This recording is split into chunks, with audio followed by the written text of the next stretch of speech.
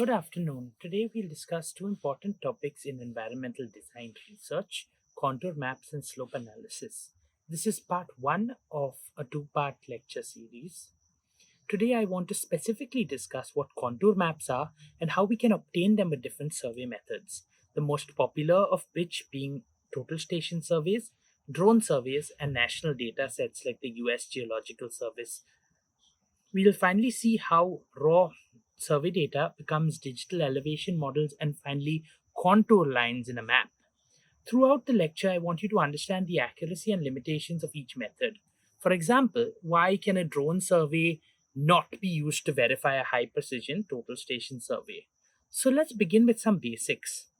Most of you already know this, but contour lines are imaginary lines that connect all points of equal elevation above a reference on a certain piece of land. Typically, this reference is the sea level.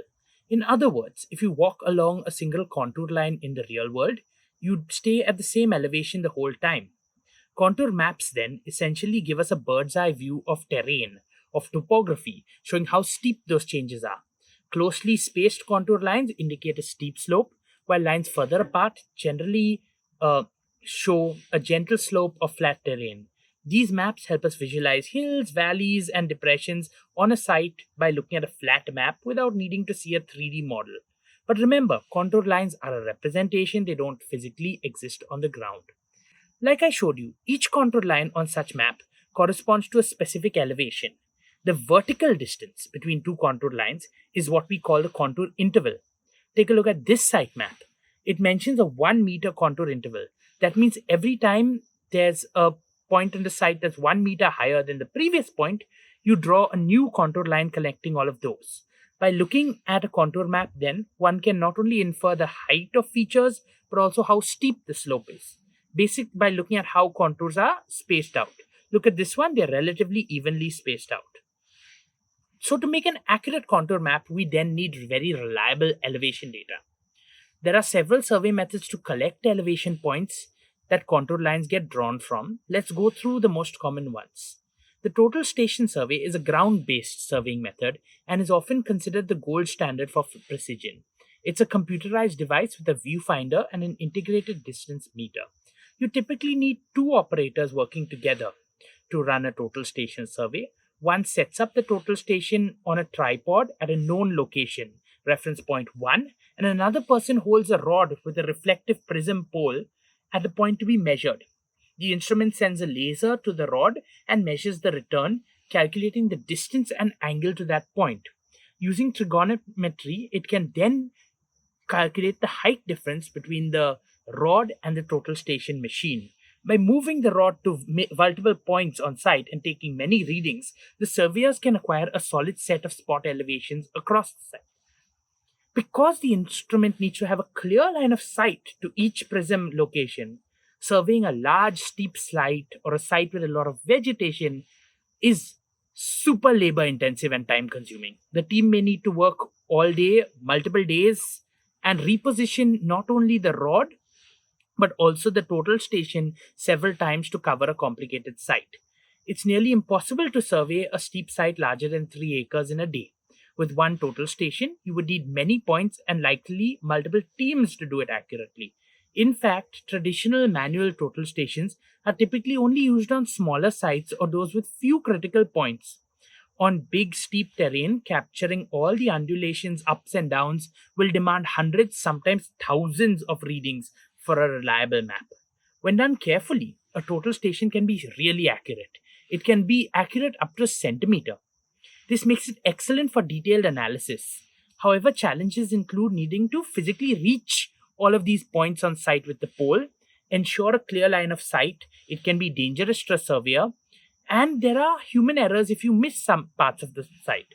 It's worth noting that some modern robotic total stations can be operated by a single person, with the surveyor only needing to carry the pole around. However, once again, the robot tries to track the pole and send a laser and measure it. So even then, it's super time consuming and multiple setups are required because of the line of sight, especially if the site gets rather large. In recent years, drones have become popular for terrain mapping. A drone can cover large areas quickly from the air, But not all drone surveys are equal.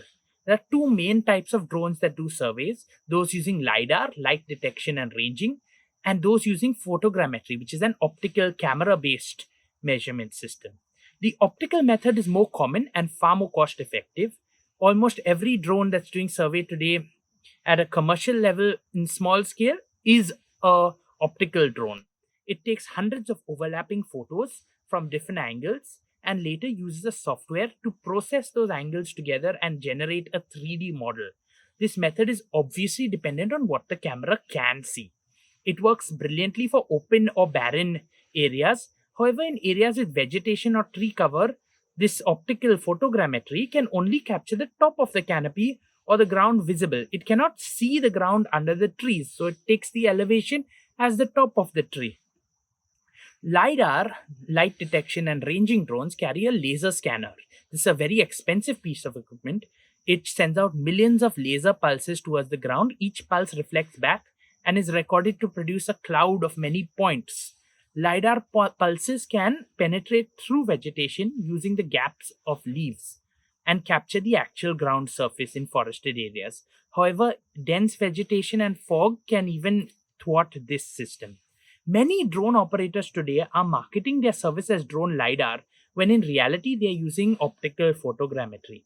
It's important to ask which sensor is being used. A 4K camera drone is not LiDAR.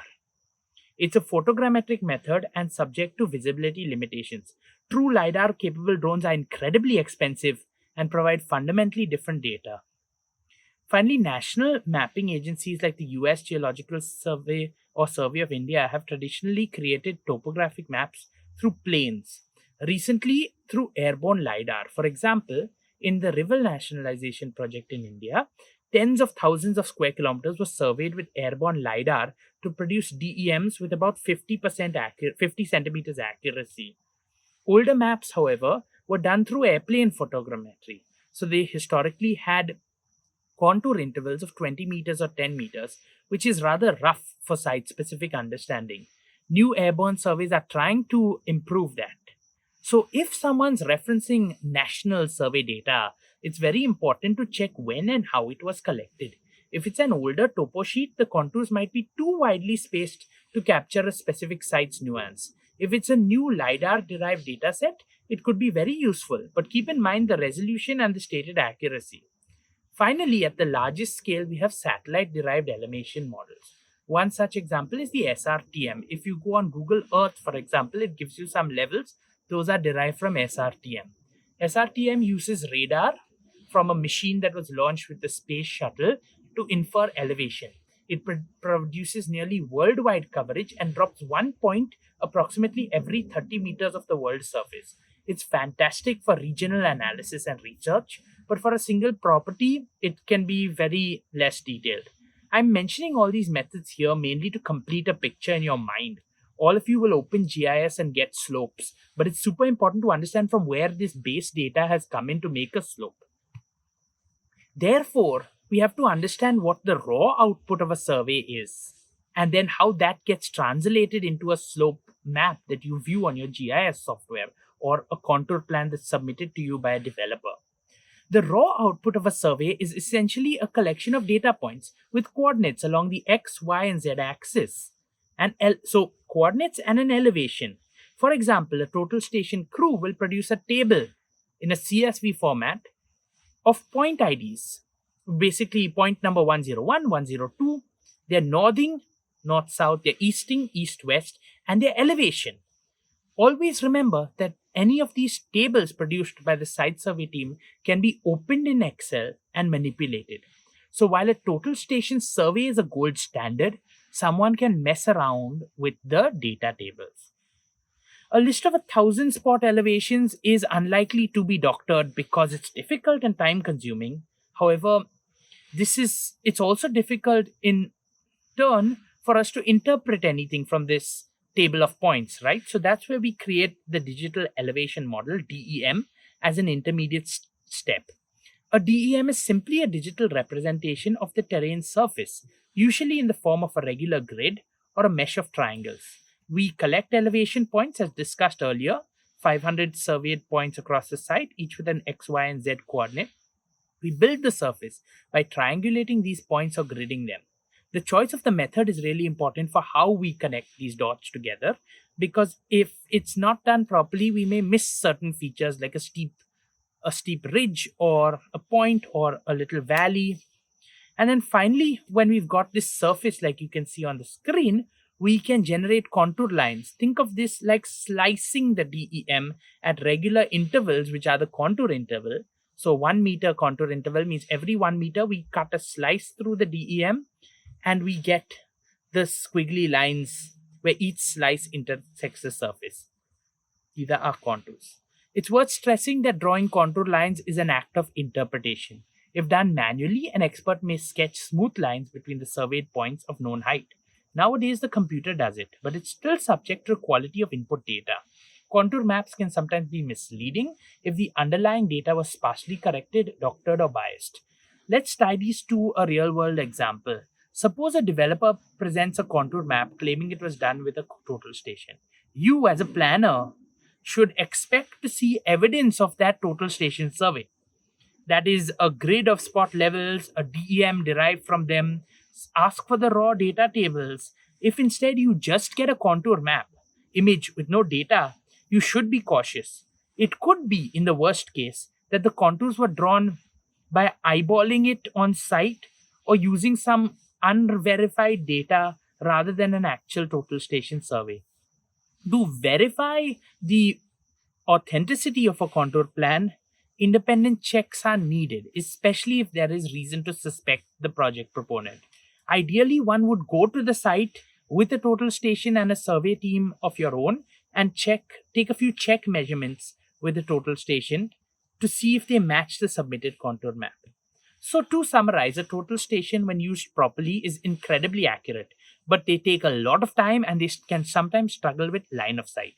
A drone survey is quick, but it may have errors of approximately 15 centimeters when it's well done and much more if it's not well done.